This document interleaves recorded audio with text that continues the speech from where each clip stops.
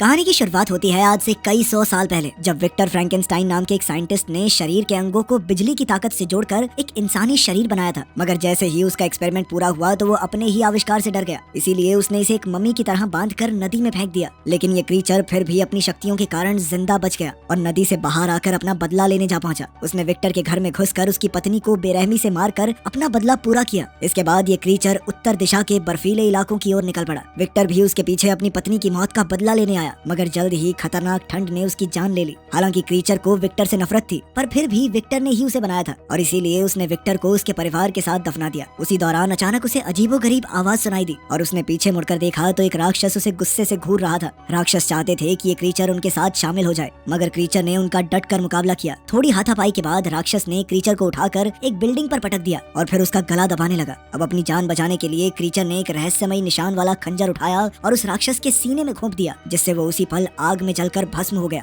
उसी समय वहाँ मौजूद एक पत्थर की भयानक मूर्ति की आंखें खुल गई, जिससे ये पता चला कि वो जिंदा थी। इन मूर्तियों को गारगोयल्स कहा जाता था। कुछ ही पलों में बाकी गारगोयल्स भी जिंदा होने लगे और इधर क्रीचर अब भी राक्षसों का मुकाबला करने में लगा हुआ था, मगर बदकिस्मती से वो ज्यादा देर तक टिक नहीं पाया और बेहोश होकर गिर गया। तब एक राक्षस गुस्से में उसे पीटने लगा, मगर उसने क्रीचर को जान से नहीं मारा, क्योंकि वो उसे नबेरियस नाम के एक आदमी के हवाले करना चाहता था। लेकिन अचानक गारगोयल्स वहाँ आ पहुंचे और अपने पवित्र हथियारों से राक्षसों को मौत के घाट उतारने लगे। एक एक करके सभी राक्षस आग में जलकर भस्म हो गए। तब ओफिर और केजाया नाम के गारगोयल्स ने अपना इंसानी रूप लेकर क्रीचर को देखा और हिसाब लगाया कि ये कोई आम इंसान नहीं बल्कि कोई खास तरह का जीव है, क्योंकि वो राक्षसों के हमले से बच निकला था। फिर ओफिर विक्टर की कब्र के पास गया तो वहाँ उसे विक्टर की डायरी मिली। खैर कुछ समय बाद जब क्रीचर की आंख खुली तो वो ओफिर और केजाया के साथ एक अजीबोगरीब कमरे में कैद था। उसी समय गारगोयल्स की रानी लियोनोर और उसका गार्ड गिडियन वहाँ आए। गिडियन का कहना था कि उन्हें इसी समय क्रीचर को मौत के घाट उतार देना चाहिए। ये सुनते ही क्रीचर अपनी बेड़ियां तोड़ने के लिए छटपटाने लगा, जिसके बाद केजाया और ओफिर ने उसकी गर्दन पर चाकू रख दिए।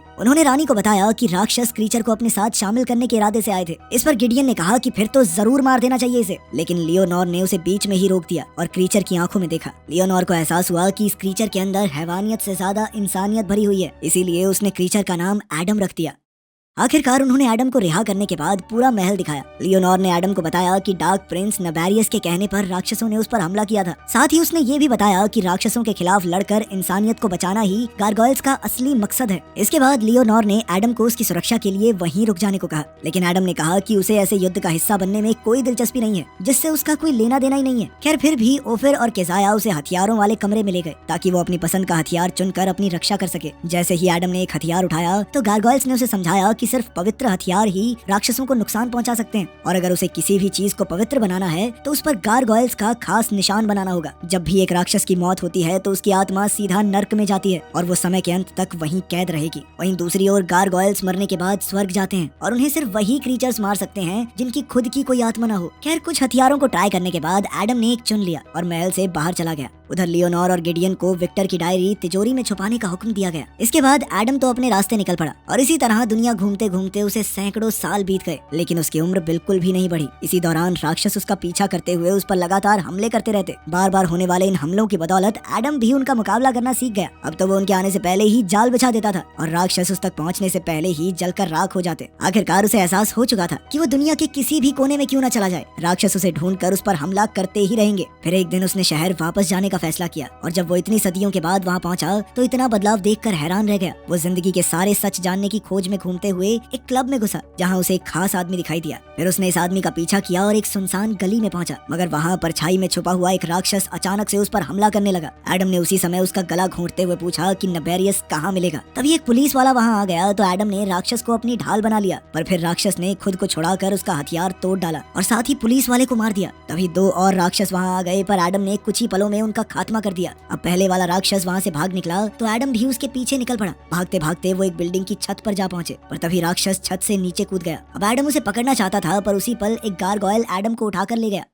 वहीं दूसरी ओर एक खुफिया लैब में टेरा और काल नाम के साइंटिस्ट एक खास एक्सपेरिमेंट पर काम कर रहे थे। उन्होंने एक मरे हुए चूहे को भारी भरकम मशीन से बांध दिया और मशीन चालू होते ही चूहे की धड़कनें फिर से चलने लगी, लेकिन फिर कुछ ही पलों में उसे दिल का दौरा पड़ गया। उसी समय मशीन अचानक बंद पड़ गई, पर काल को इस बात की खुशी थी कि कुछ पलों के लिए ही सही पर धड़कन तो चली। इधर इस प्रोजेक्ट का मालिक नबेरियस ये सब देख रहा था। उसी समय जो राक्षस एडम पर हमला करके आया था वो नबेरियस के सामने आया और पूरी कहानी बढ़ा चढ़ा कर सुनाई, मगर जल्द ही नबेरियस को उसके झूठ पर शक हो गया और उसने राक्षस को जोरदार मुक्का दे मारा। वहीं दूसरी ओर गारगोयल एडम को उड़ाकर महल में ले आया था और ये सब बाहर मौजूद एक राक्षस ने देख लिया था। महल में पहुंचने के बाद गारगोयल अपने इंसानी रूप में आ गया और तब पता चला कि वो कोई और नहीं बल्कि ओफिर था। उसी पल अंधेरे में से कई गारगोयल्स बाहर आ गए और उन्होंने जबरदस्ती एडम के हाथ पैर बांध दिए। आखिर में गिडियन ने तो उसके गले में एक लोहे का पट्टा तक डाल दिया। इसके बाद एडम को एक कुर्सी पर बांध दिया गया और फिर लियोनोर ने वहां आकर कहा कि उन्हें अपनी लड़ाई परछाई की तरह छुपकर लड़नी होगी। तब गिडियन ने कहा कि एडम की लापरवाही की वजह से पुलिस वाले की जान चली गई। इसके बाद लियोनोर और गिडियन ने मिलकर फैसला किया कि एडम को कैद में रखना ही ठीक होगा। इस पर एडम गुस्से से भर गया और उसने लियोनोर से कहा कि तुम भी कोई नबेरियस से कम नहीं हो। ये सुनते ही लियोनोर का चेहरा गुस्से से पत्थर की मूर्ति जैसा हो गया। वहीं दूसरी ओर नबेरियस ने राक्षसों को एडम को जिंदा पकड़कर लाने का हुक्म दिया और एडम को पकड़ने के लिए राक्षसों का एक झुंड गुस्से में सड़कों पर निकल पड़ा। उधर गारगोयल्स ने महल की छत से उन्हें आते हुए देखा तो उन्होंने राक्षसों पर हमला बोल दिया और आसमान में घमासान युद्ध छिड़ गया। गारगोयल्स एक एक करके सभी राक्षसों को आग में भस्म कर रहे थे, पर ये भी राक्षसों की एक चाल ही थी। असल में जुरील नाम का एक राक्षस अपनी फौज के साथ ऊंची बिल्डिंग्स की छत पर छिपा हुआ था और जल्द ही वो सब एक साथ महल की ओर कूद पड़े। अब वो गारगोयल्स पर भारी पड़कर उन्हें मौत के घाट उतारने लगे। तब गारगोयल्स की आत्मा नीली रोशनी बनकर स्वर्ग में जाने लगी। ये देखकर गिडियन ने केजाया और ओफिर को एडम की सुरक्षा के लिए भेजा। फिर उसने अपने 3 हथियारों को जोड़कर एक शक्तिशाली हथियार बनाया और महल में घुसने वाले राक्षसों का सामना करने के लिए निकल गया। अचानक सैकड़ों राक्षसों का झुंड एक साथ महल में घुसकर भयंकर हमला करने लगा, पर गिडियन और उसके 2 साथियों ने मिलकर अपनी जबरदस्त ताकत और बहादुरी से राक्षसों को धूल चटा दी। फिर गिडियन ने कुछ राक्षसों को मारकर खिड़की से बाहर फेंक दिया और खुद गारगोयल का रूप लेकर उड़ गया। उधर ओफिर और केजाया एडम की सुरक्षा कर रहे थे तो एडम कहने लगा कि मेरे बिना तुम ये लड़ाई नहीं जीत पाओगे, आजाद कर दो मुझे। आखिरकार ओफिर ने उसे रिहा करके एक हथियार दिया और उसी पल राक्षसों ने दरवाजा पीटना शुरू कर दिया। तब एडम ने खुद ही दरवाजा तोड़कर उसे ढाल बना लिया और राक्षसों के ऊपर टूट पड़ा। पीछे से ओफिर और केजाया भी एक एक करके राक्षसों को मौत के घाट उतार रहे थे। अचानक एक राक्षस ने केजाया की पीठ पर वार कर दिया और वो दर्द से कराहते हुए नीचे गिर गई। तभी ओफिर पर भी जानलेवा वार हुआ और केजाया ने अपनी आंखों के सामने ओफिर को मरते देखा। फिर जैसे ही 12 बजे तो घड़ी की घंटी बजी, जिसके बाद गिडियन महल के सबसे ऊपरी टावर पर जाकर खड़ा हो गया।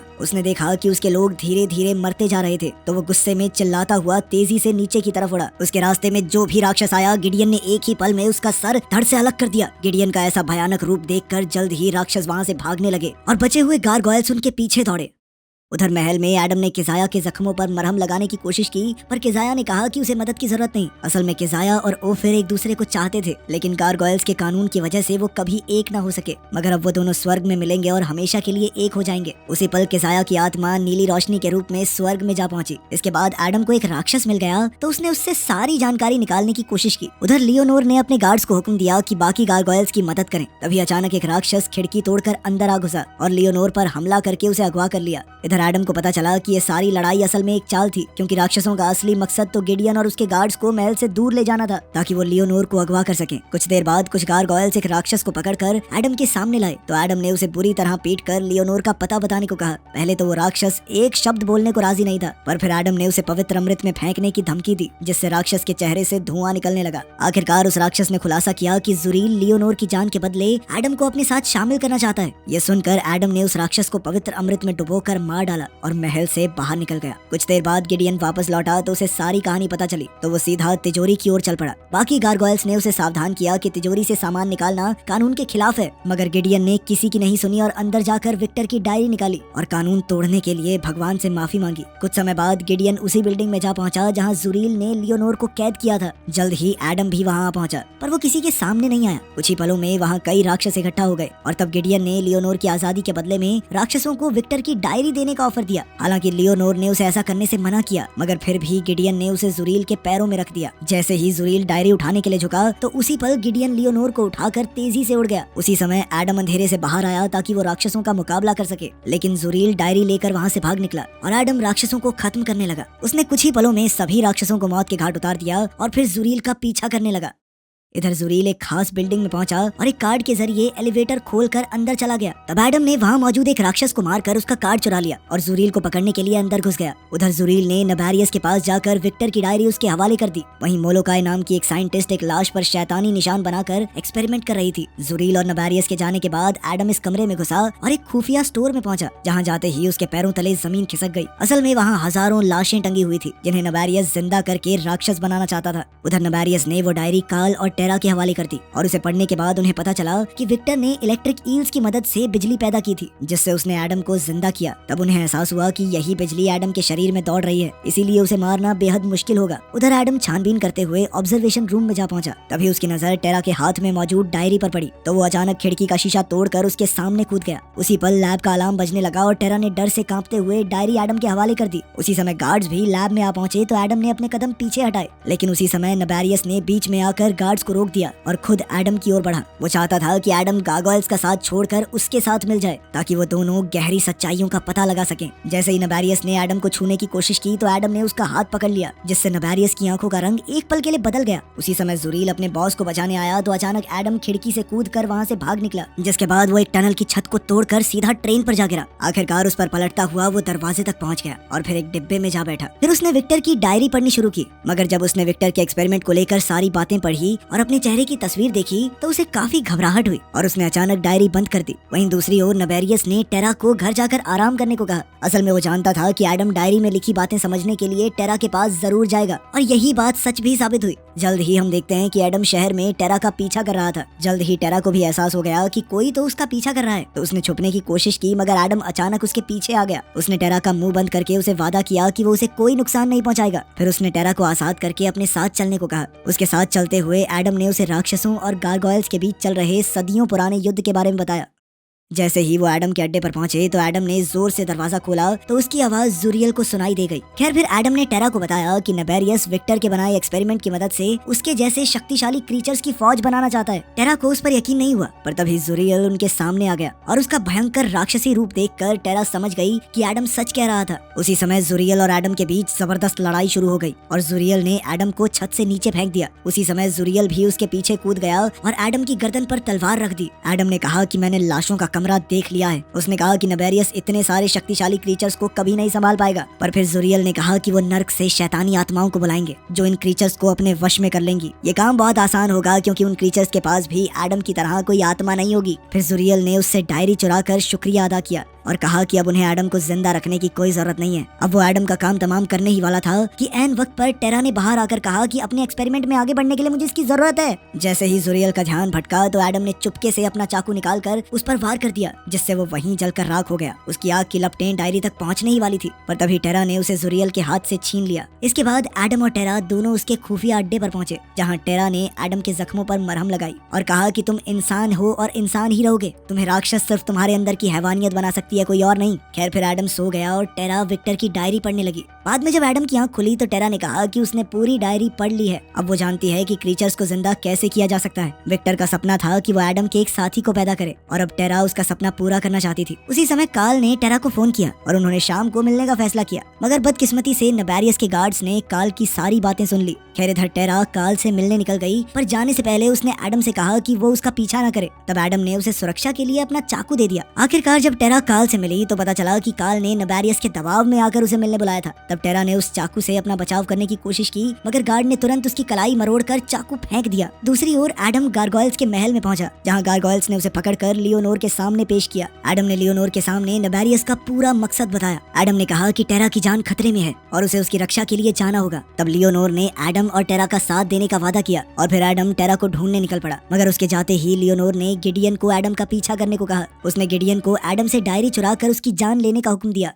जब एडम एक गली से गुजर रहा था तो अचानक उसे एक अजीबोगरीब आवाज सुनाई दी। उसने एक बिल्डिंग में घुसकर कुल्हाड़ी उठाई और आगे बढ़ गया। आखिरकार जब वो अपने अड्डे पर पहुंचा तो उसे डायरी जमीन पर पड़ी मिली, लेकिन उसे टेरा कहीं नजर नहीं आई। तभी अचानक उसे शीशे में किसी की परछाई दिखाई दी और उसी पल गिडियन ने उस पर जबरदस्त हमला करके उसे दीवार के आर पार कर दिया। जैसे ही गिडियन ने उस पर अगला वार किया तो वो दरवाजा तोड़ते हुए दीवार से नीचे लटक गया। तब गिडियन ने वहाँ आकर उसकी कुल्हाड़ी निकाल दी, जिससे एडम नीचे गिर गया। अब वो जैसे ही वापस ऊपर चढ़ा तो उसे गिडियन कहीं दिखाई नहीं दिया। उसी समय गिडियन ऊपर से उड़ते हुए आया और एडम की गर्दन पकड़कर उसे एक के बाद एक दीवार पर पटकता हुआ नीचे जाने लगा। आखिरकार उसने एडम को छोड़ दिया तो एडम ने उसकी कुल्हाड़ी निकाल ली। अंत में वो एक गाड़ी पर जा गिरे जहाँ गिडियन एडम के ऊपर था। उसी पल गिडियन को एहसास हुआ कि उसका अपना हथियार उसके सीने में घुस चुका है। एडम ने उसे याद दिलाया कि मेरी कोई आत्मा ही नहीं है, मुझे कैसे मारोगे तुम। और तभी गिडियन नीली रोशनी के रूप में स्वर्ग चला गया। इस रोशनी को देखकर दो गारगोयल्स तुरंत उस जगह पर आ पहुंचे, पर वहाँ उन्हें सिर्फ गिडियन के कपड़े मिले जिन्हें वो लियोनोर के सामने ले गए। वहीं दूसरी ओर लैब में टेरा ने नबेरियस की मदद करने से इनकार कर दिया तो नबेरियस ने गुस्से में आकर काल को मार डाला ताकि टेरा उसका हुक्म माने। अब टेरा के पास कोई चारा नहीं था, इसीलिए उसने कार्ल को मशीन में लेटाया और विक्टर के एक्सपेरिमेंट से मिली जानकारी की मदद से उसे फिर से जिंदा करने का काम शुरू कर दिया। इधर मोलोकाई ने ये सारा एक्सपेरिमेंट कॉपी करके सैकड़ों लाशों को जिंदा करने का काम शुरू कर दिया था। स्क्रीन पर दिखाई जा रही परसेंटेज बहुत धीरे धीरे बढ़ रही थी, यानी इस काम में अभी वक्त लगेगा। उधर एडम को वही चाकू मिला जो उसने टेरा को दिया था। उसने गुस्से में आकर डायरी को आग में भस्म कर दिया और महल में जा पहुंचा। उसने अपनी बाहें उठाई ताकि गारगोयल्स उसे देख सकें और फिर वहां से चला आया ताकि गारगोयल्स भी उसका पीछा करें। जैसे ही एक गारगोयल ने उस पर हमला करने की कोशिश की तो एडम ने उसे कार पर पटक कर चींटी की तरह मसल दिया। फिर लियोनोर के आदेश पर कई और गारगोयल्स एडम पर हमला करने आए तो वो नबेरियस की लैब की ओर बढ़ने लगा। जैसे ही एक गारगोयल उसके काफी करीब आ गया तो एडम ने उसका पंख पकड़ लिया, जिसके बाद वो एक दरवाजे से टकरा गए। उसी समय सिक्योरिटी को उनके आने की भनक लग गई और जल्द ही राक्षसों का झुंड उनसे लड़ने बाहर आ गया। तब एडम राक्षसों को एक एक करके भस्म करने लगा और तब लियोनोर को एहसास हुआ कि एडम जानबूझकर उन्हें यहाँ लाया था। फिर जैसे ही एक गार्ड ने एडम पर वार करने की कोशिश की तो एक गारगोयल ने बीच में आकर उसे हवा में ले जाकर मार डाला। इसके बाद बाकी गारगोयल्स भी इस युद्ध में शामिल हो गए और सब मिलकर राक्षसों को खत्म करने लगे। उसी समय लियोनोर ने मोलोकाई को एक खुफिया दरवाजे से भागते देखा और इधर एडम ने एक लैब में घुसकर नबेरियस को ढूंढ निकाला। उसी समय नबेरियस राक्षसी रूप में आ गया और एडम का सामना करने को तैयार हो गया। टेरा ने इसी मौके का फायदा उठाकर मशीन बंद करने की कोशिश की, पर वो कंप्यूटर को एक्सेस नहीं कर पा रही थी। उसी पल नबेरियस ने उसे ऐसा करते देख लिया और उसने गुस्से में टेरा को गर्दन से उठाकर मशीन की ओर फेंक दिया, जिसमें हजारों वॉट की बिजली दौड़ रही थी। लेकिन ऐन वक्त पर एडम ने टेरा को हवा में ही पकड़ लिया, लेकिन इस दौरान वो खुद मशीन से टकरा गया, जिससे उसे जोरदार बिजली का झटका लगा। आखिरकार टेरा और एडम जमीन पर जा गिरे और एडम दर्द से करहाने लगा। वहीं दूसरी ओर लियोनोर और कुछ गारगोयल्स मोलोकाई की लैब में जा पहुंचे, जहां उन्होंने क्रीचर्स की लाशें और मशीन देखी। उसके मुताबिक इन्हें जिंदा करने का 40% काम पूरा हो चुका था। इधर नबेरियस ने एडम को उठाकर कहा कि मैं जानता हूँ कि तुम्हें भी आत्मा चाहिए। फिर नबेरियस ने उसके माथे पर एक शैतानी निशान बनाया और मंत्र पढ़कर नर्क से शैतानी आत्माओं को बुलाने लगा। वहीं राक्षसों की लैब में 92% काम पूरा हो चुका था और अब कई शैतानी आत्माएं क्रीचर्स के शरीर में जा चुकी थी, जिससे वो जोर जोर से चिल्लाने लगे। तब लियोनोर ने अपने गारगोयल्स को सब कुछ तहस नहस करने का हुक्म दिया तो उन्होंने वहाँ पर तबाही मचा दी। तभी एक आत्मा एक क्रीचर के अंदर घुसी जो 100% जिंदा हो चुका था और वो चिल्लाना बंद करके एक राक्षस बन गया, मगर लियोनोर ने ऐन वक्त पर उसे मौत के घाट उतार दिया। फिर एक शैतानी आत्मा सभी क्रीचर्स को पीछे छोड़ते हुए सीधा एडम की ओर बढ़ रही थी। जैसे ही उसने एडम को लपेटा तो एडम भी बुरी तरह चिल्लाने लगा। आखिरकार नबेरियस ने उसे नीचे गिराकर कहा कि राक्षसी दुनिया में तुम्हारा स्वागत है, मगर एडम ने उसकी आंखों में आंखें डालकर अपने माथे का शैतानी निशान मिटा दिया, जिससे साबित हो गया कि उस पर कोई असर नहीं हुआ था। तब ये खुलासा होता है कि एडम के शरीर में आत्मा थी। फिर एडम ने चाकू उठाया और नबेरियस के शरीर पर गारगोयल्स का निशान बना दिया, जिससे वो उसी पल धमाके से फटकर मारा गया। इस धमाके से पूरी बिल्डिंग टूटकर गिरने लगी तो गारगोयल्स तुरंत बाहर उड़ गए। वहीं एडम ने टेरा के गिरने से पहले उसे पकड़ लिया। इधर नबेरियस की आत्मा आग बनकर नीचे आ रही थी कि तभी लियोनोर सीधा उसकी तरफ बढ़ी। वहीं बाहर सभी गारगोयल्स ने पूरी बिल्डिंग को जमीन में धंसते हुए देखा। फिर एक गारगोयल ने पास जाकर देखा कि नबेरियस की जलती हुई आत्मा नर्क की ओर जा रही थी। उसी समय लियोनोर इस खाई से उड़ती हुई बाहर आई और उसके साथ एडम और टेरा भी थे। आखिरकार वो सब उड़कर वापस अपने महल पहुंच गए और तब एडम ने लियोनोर से कहा कि उसे अपनी जिंदगी का असली मकसद मिल चुका है। एडम ने फैसला किया कि अब से वो इंसानियत की सुरक्षा के लिए लड़ेगा। उसने अपना नाम बदलकर अपने पिता के नाम पर फ्रैंकेनस्टाइन रख दिया और फिर बुराइयों से लड़ने निकल पड़ा।